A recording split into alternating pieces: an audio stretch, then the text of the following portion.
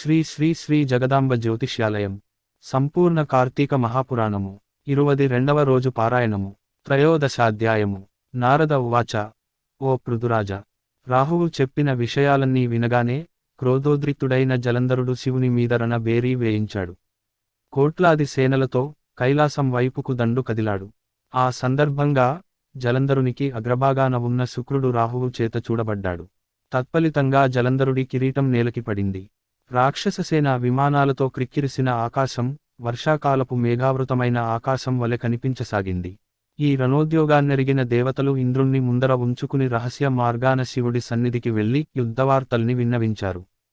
ఓ దేవాదిదేవా, ఇన్నినాళ్లుగా వాని వల్ల మేము పడుతున్న ఇక్కట్లన్నీ నీకు తెలియను. ఈ వేళ వాడు నీ మీదకే దండెత్తి వస్తున్నాడు. సర్వలోక కళ్యాణార్థం వానిని జయించు తండ్రి అని ప్రార్థించారు. వెనువెంటనే విరూపాక్షుడు విష్ణువును స్మరించాడు. విష్ణువు వచ్చాడు. అప్పుడు శివుడాయనను చూచి, కేశవా, గత జగడంలోనే ఆ జలంధరుడిని జముని పాలు చేయకపోయావా? పైపెచ్చు వైకుంఠాన్ని కూడా వదిలి వాడింట కాపురముండటమేమిటి అని ప్రశ్నించాడు. అందుకు జవాబుగా విష్ణువు, పరమేశ్వర, ఆ జలంధరుడు నీ అంశ వలన పుట్టడం చేత, లక్ష్మికి సోదరుడు కావడం చేత యుద్ధంతో నా చేత వధింపబడలేదు. కాబట్టి నువ్వే వానిని జయించు అని చెప్పాడు. అందు మీదట శివుడు, ఓ దేవతలారా, వాడు మహాపరాక్రమవంతుడు. ఈ శస్త్రాస్త్రాల వల్లగాని నా చేతగాని మరణించేవాడు గాదు. కాబట్టి మీరందరూ కూడా ఈ అస్త్రశస్త్రాలలో మీ తేజస్సులను సైతం ప్రకాశింపచేయాలి అని ఆజ్ఞాపించటంతో విష్ణువాది దేవతలందరూ తమ తమ తేజస్సులను బయల్పరిచారు. గుట్టగా ఏర్పడిన ఆ తేజస్సులో శివుడు తన తేజాన్ని కలిపి మహోత్తమము, భీషణజ్వాలాస్యము వేగసంపన్నము, అత్యంత భయంకరము అయిన సుదర్శన మనే చక్రాన్ని వినిర్శించాడు. అప్పటికే 1,000,000 ఏనుగులు, 1,000,000 గుర్రాలు, 1,000,000 కాల్బలగముతో కైలాసభూములకు చేరిన జలంధరుని దేవతలు ప్రమాదగణాలు ఒక్కుమ్మడిగా ఎదుర్కొన్నాయి. నందీశ్వర, నిఘ్నేశ్వర, సుబ్రహ్మణ్యేశ్వరాదులు కూడా తమ తమ గణాలతో సహా జలంధరునిని మార్కొన్నారు. 2 తెగల మధ్యన భయంకరమైన సంకుల సమరం కొనసాగింది. ఇరుపక్షాల నుంచి వచ్చే వీరరస ప్రేరకాలైన బేరీ మృదంగ శంఖాది ధ్వనులతోనూ, రథనేమి ధ్వనులతోనూ, గజ గీంకారాలతోనూ భూమి విపరీతమైన ధ్వనులతో ప్రకంపించసాగింది. పరస్పర ప్రయోజితాలైన శూల, పట్టిస, తోమర, బాణశక్తి, గదాద్యాయుధ భరితమైన ఆకాశం పగలే చుక్కలు పొడిచినట్లుగా ఉంది. యుద్ధభూమిలో నేలకూలిన రథగజాదుల కళేబరాలు రెక్కలు తెగిన పర్వతాలు గుట్టలు పడినట్లుగా ఉన్నాయి. ఆ మహాహవంలో ప్రమాదబాణోపహతులైన దైత్యుల్ని శుక్రుడు మృత సంజీవని విద్యతో పునర్జీవింపచేయసాగాడు. ఈ సంగతి ఈశ్వరుని చెవిన పడింది. తక్షణమే ఆయన ముఖం మంచి కృత్య అనే మహాశక్తిని ఆవిర్భావించింది. అది అత్యంత భయంకరమైన తాలు జంగోదర వక్త్రస్తనాలతో మహావృక్షాలను సైతం కూలగోడుతూ రణస్థలిని చేరింది. శ్లో సా యుద్ధభూమి మాసాద్య భక్షయంతి మహాసురాన్ భార్గవం స్వభాగే ధృత్యా జగా మాంతర్హితా నభ. రావడమే పేరు మోసిన రాక్షసులెందరినో తినేసింది.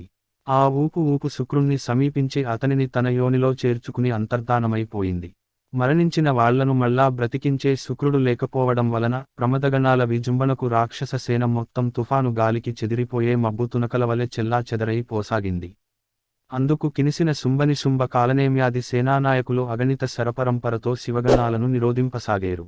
చక్కటి పంట మీద మిడుతల దండులాగా తమ మీద పడే రాక్షస బాణాలకు రక్తసిక్త దేహులై అప్పుడే పూసిన మోదుగ చెట్ల వలె తయారైన శివసేనలన్నీ తిరుగుముఖం పట్టి పారిపోసాగాయి. అది గమనించిన నందీశ్వర, విఘ్నేశ్వర, సుబ్రహ్మణ్యేశ్వరులు ఆగ్రహావేశులై రాక్షససేనల మీదకు విజృంభించారు. త్రయోదశోధ్యాయ సమాప్త. 13వ అధ్యాయము సమాప్తము. చతుర్దశాధ్యాయము. నందీశ్వరుడు కాలనేమితోనూ, విఘ్నేశ్వరుడు శుంభుడితోనూ, కుమారస్వామి నిశుంభుడితోనూ ద్వంద్వయుద్ధాలకి తలపడ్డారు. నిశుంభుడి బాణ్ఘాతానికి సుబ్రహ్మణ్య కుమార స్వామి వాహనమైన నెమలి మూర్ఛపోయింది. నందీశ్వరుడు తన బాణ పరంపరతో కాలనేమి యొక్క గుర్రాలను, జెండాను, ధనుస్సును, సారథిని నాశనం చేసేశాడు. అందుకు కోపించిన శుంభుడు విఘ్నేశ్వరుని వాహనమైన ఎలుకని బాణంతో బాధించాడు. అది కదలలేని పరిస్థితి ఏర్పడటంతో వినాయకుడు గండ్రగొడ్డలిని ధరించి కాలినడకను శుంభుని చేరి వాని వక్షస్థలాన్ని గాడనేశాడు. వాడు భూమిపై పడిపోయాడు. అది గమనించిన కాలనేమి, నిశుంభులు ఇద్దరూ ఒకేసారిగా గణపతితో కలియబడ్డారు. దీనిని గుర్తించి వారి మధ్యకు రంగప్రవేశం చేశాడు వీరభద్రుడు. వినాయకునికి సహాయార్థమై వీరభద్రుడు కదలగానే కూస్మాండ, భైర, వేతాళ, పిశాచ, యోగిని గణాలన్నీయు ఆయననున అనుసరించాయి. గణసహితుడైన వీరభద్రుని విజృంభణతో రాక్షసగణాలు హాహాకారాలు చేశాయి. అంతలోనే మూర్ఛదేరిన నందీశ్వర, కుమారస్వాములిద్దరూ పునఃయుద్ధంలో ప్రవేశించారు. వాళ్ళందరి విజృంభణతోనూ వీగిపోతున్న తన బలాన్ని చూసిన జలంధరుడు అతి అనే పతాకం గల రథంపై వచ్చి ఈ సమస్త గణాలను ఎదుర్కొన్నాడు. జలంధరుడి బాణాలతో భూమ్యాకాశాల మధ్య ప్రాంతమంతా నిండిపోయింది. 5 బాణాలతో విఘ్నేశ్వరుడిని, 9 బాణాలతో నందీశ్వరుడిని, 20 బాణాలతో వీరభద్రుడిని కొట్టి మూర్ఛ పోగొట్టి భీషణమైన సింహగర్జన చేశాడు. వాడి గర్జనతో ముందుగా స్పృహలోనికి వచ్చిన వీరభద్రుడు 7 బాణాలతో జలంధరుడి గుర్రాలని, పతాకాన్ని గొడుగును నరికేశాడు. మరో 3 బాణాలు అతని గుండెలలో గుచ్చుకునేలా నాటాడు.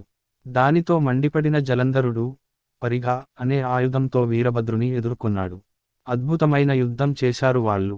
అనంతరం జలంధరుడు వీరభద్రుడి తలపై పరిఘను ప్రయోగించడంతో వీరభద్రుడు స్పృహ తప్పి పడిపోయెను. చివరికి దేవతల ప్రార్థనల మీద శివుడు జలంధరుడితో హతుడు కాకపోవడానికి అతని భార్య బృంద పాతివ్రత్యం కారణమని విష్ణుమూర్తి గ్రహించాడు. ఆమె ముందు విష్ణు మాయను ప్రయోగించడానికి బయలుదేరాడు. అక్కడ బృంద ఒక మునీశ్వరుని వద్దకు వెళ్లి తన భర్త యోగక్షేమాల గురించి అడిగింది. 13, 14 అధ్యాయములు. 22 రోజు. నిషిద్ధములు, పంటికి పనిచెప్పే పదార్థాలు, ఉసిరి, దానములు, బంగారం, గోధుమలు, పట్టుబట్టలు, పూజించాల్సిన దైవము సూర్యుడు, జపించాల్సిన మంత్రము ఓం సూం సౌరయే స్వాహ, ఓం బాం భాస్కరాయ స్వాహ. ఫలితము ఆయురారోగ్య తేజోబుద్ధులు. 22వ బహుళ సప్తమి రోజు పారాయణము సమాప్తము. శ్రీ శ్రీ శ్రీ జగదాంబ జ్యోతిష్యాలయం.